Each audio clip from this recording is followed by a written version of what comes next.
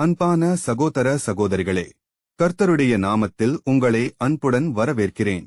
இன்று நாம் தேவனுடைய வார்த்தையிலிருந்து ஒரு அழகான பைபிள் கதையை கேட்கப் போகிறோம்.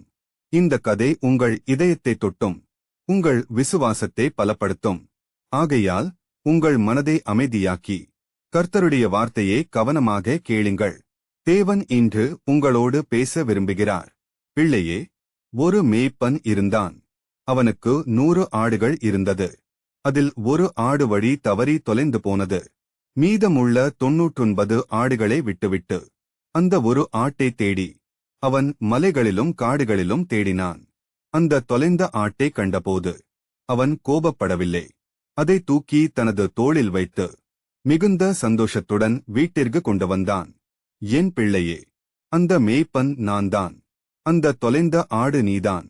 நீ எவ்வளவு தொலைந்திருந்தாலும் நான் உன்னை தேடி வருவேன். நீ தவறு செய்திருந்தாலும் நான் உன்னை தள்ளிவிட மாட்டேன். என்னிடம் திரும்பு.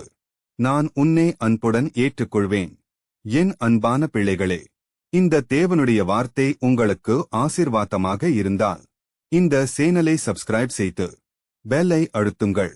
இன்னும் பல ஆசீர்வாதமான செய்திகளை நாம் ஒன்றாக கேட்போம்.